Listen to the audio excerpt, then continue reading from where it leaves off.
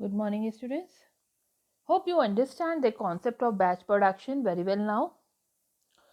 And under what condition we go for the batch production, where the demand is high, but not as such that it justify the flow production.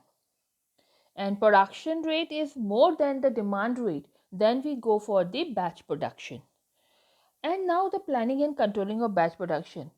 In planning and controlling, the most important thing that we need to consider, that is the lot size, कि batch का size कितना होना चाहिए, कितना हमें production करना है एक बैच में, and how much time should be, you can say, time gap should be there between two batches.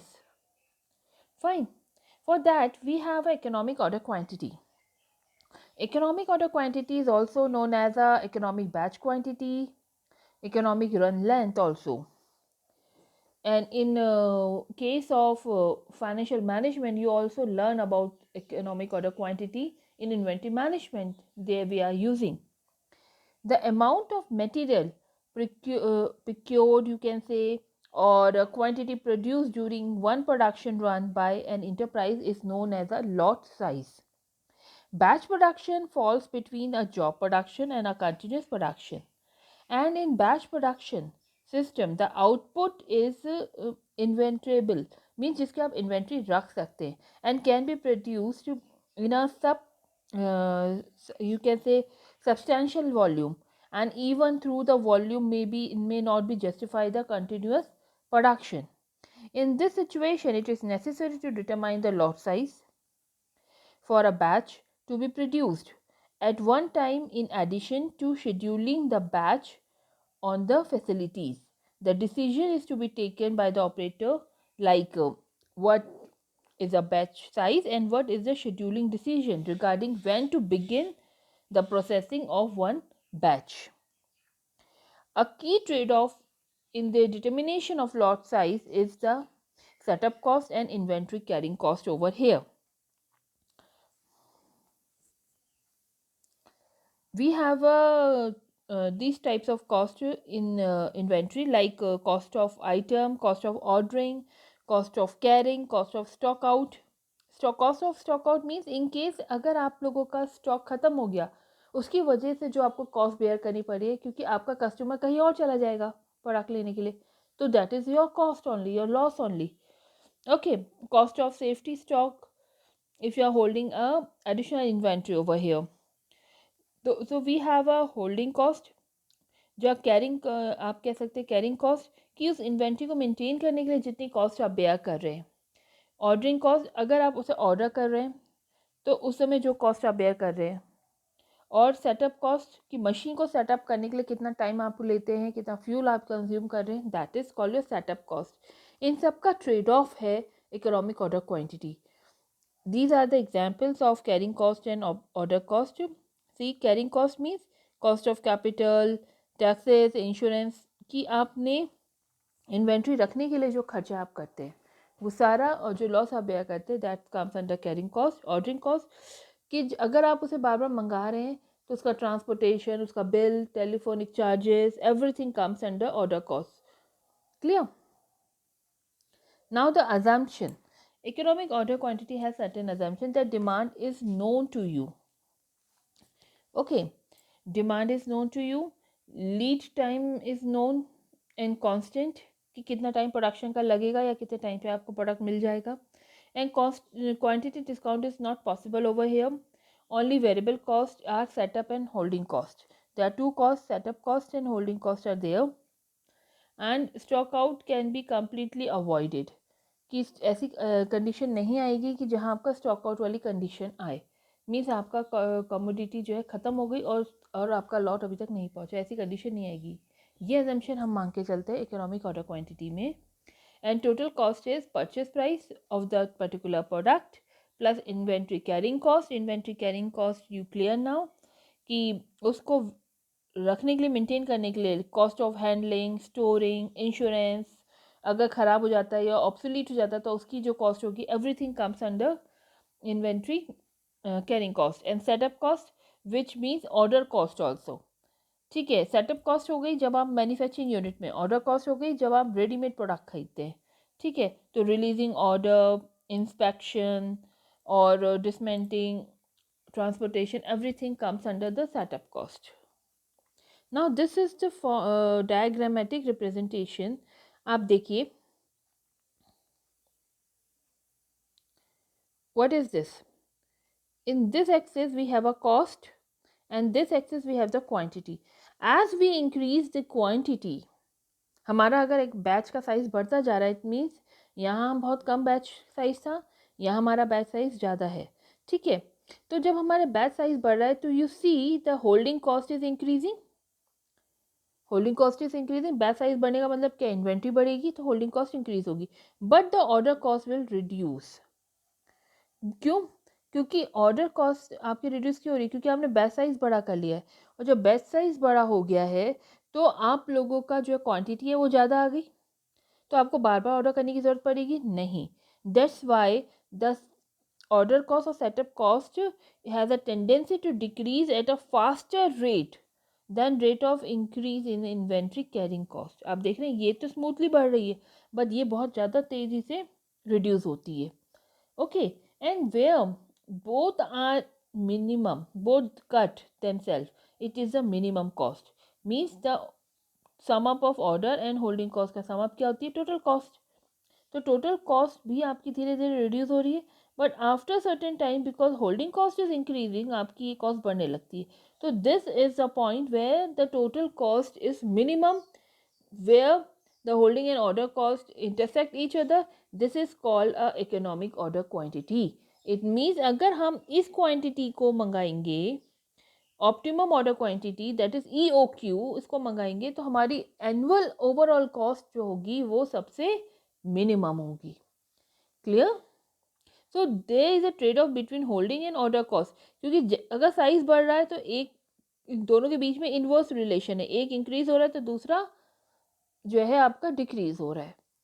Clear? तो that's why it is called a trade of, और इसी दो सेट ऑफ कॉस्ट के बीच में हमें चेक करना है कि हमारी इकोनॉमिक ऑर्डर क्वांटिटी क्या है, जिससे हमारी ओवरऑल कॉस्ट जो है वो मिनिमम हो सके।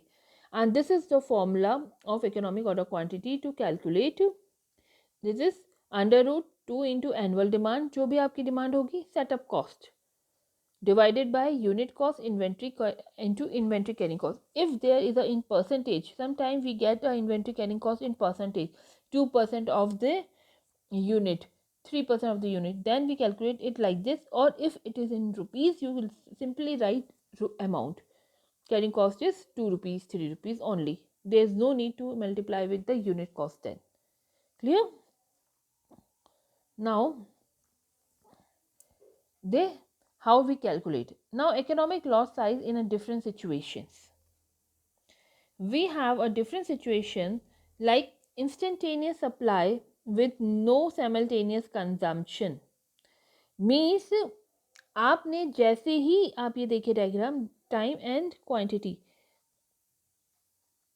इंस्टेंटेनियस सप्लाई में क्या है, आपका धीरे धीरे कंजम्पशन हो रहा है, जैसे ही कंजम्पशन मिनिमम हुआ आपने ऑर्डर किया, इमीडिएटली आपको पूरी की पूरी सप्लाई मिल जाती है। फिर आपने कंजम्पशन किया, जैसे ही आपका कंजम्पशन एंड हुआ वैसे आपने ऑर्डर किया, immediately replenishment of your product हो रहा है। इंस्टेंटेनियस सप्लाई अगर आपकी होती है, अगर ये वाली कंडीशन है, ये जनरली कहाँ होती है, जब आप रेडीमेड प्रोडक्ट्स लेते हैं। At that time you how you will calculate, this is the average inventory that you have to maintain and this is your order size, it is the EOQ। जो peak है वो EOQ है, इतनी आप एक साथ ऑर्डर करते हैं। क्लियर? नाउ अजम्पशंस क्या, and product are to be placed, आप जो फाइनल प्रोडक्ट है उसको प्लेस कर रहे हैं, they are sold at a constant rate, आपका कांस्टेंट रेट में वो सेल आउट होते हैं। ठीक है, until some lower level is reached and at the level other batch will be produced. Fine. Now how you will calculate, here the formula is similar, EOQ equals to 2 into setup cost into demand rate, कितनी demand है, setup cost कितनी है, divided by your carrying cost. Okay, आपको EOQ मिल गया। अब now you can calculate number of order per annum, कि पूरे साल भर में आपको कितने ऑर्डर प्लेस करने पड़ेंगे।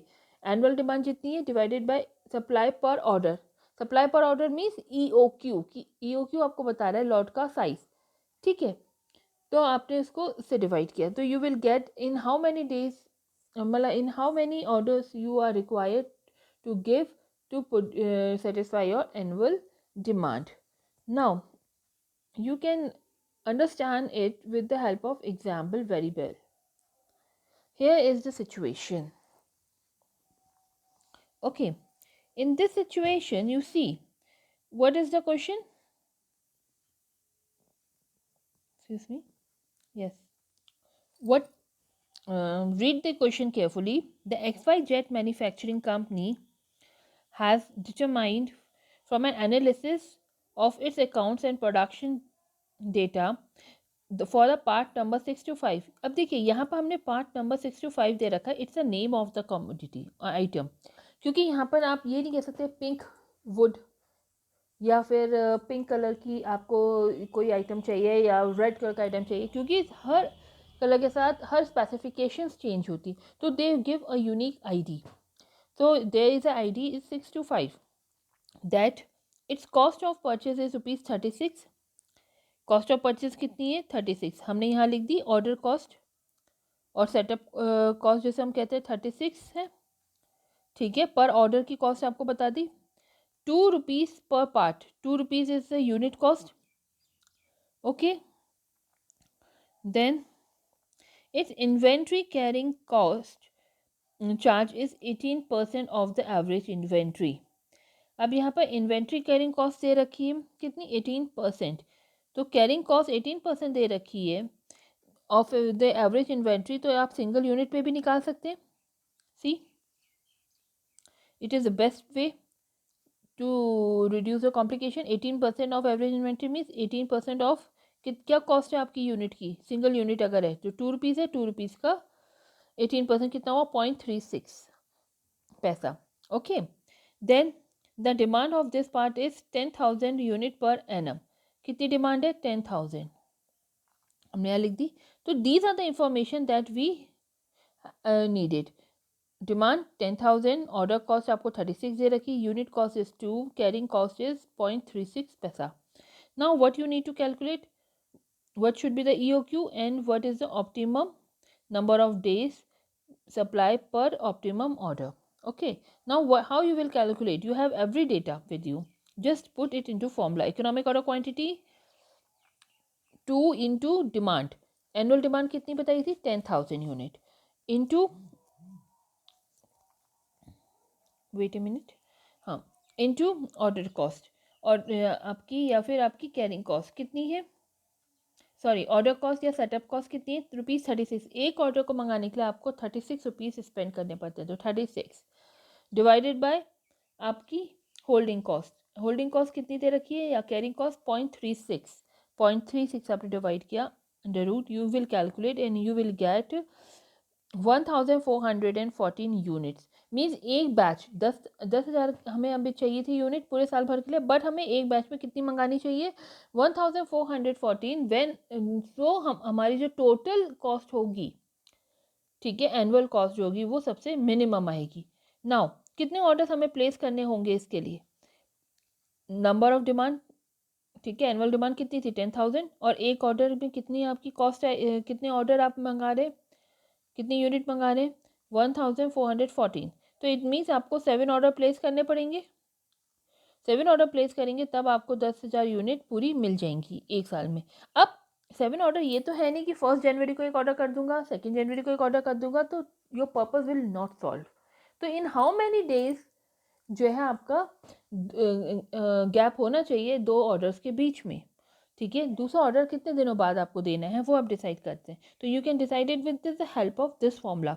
Optimum number of days supply पर optimum order means number of days in a year 365 days divided by number of optimum order. कितने ऑर्डर्स हम प्लेस करने हैं 7 ऑर्डर, 7 से आपने डिवाइड किया मीन 52 days. मीन्स पहला ऑर्डर आपने प्लेस किया, उसका बाद दूसरा ऑर्डर आप प्लेस करेंगे, ठीक 52 days बाद आपका दूसरा ऑर्डर प्लेस होगा, देन 52 days बाद तीसरा ऑर्डर प्लेस होगा, ठीक है. तो 52 days का गैप आप 2 ऑर्डर्स के बीच में मेंटेन करते हैं. बिकॉज ऑफ दिस आपकी ओवरऑल जो क्या कॉस्ट है वो मिनिमम हो पाएगी इन्वेंट्री की। Clear?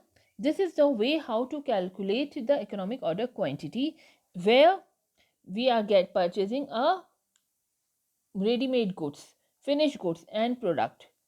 Okay, tomorrow we will cover a numerical where we can use a situation like production manufacturing unit जहां आपको instantaneous supply नहीं होती, means situation when replacement is not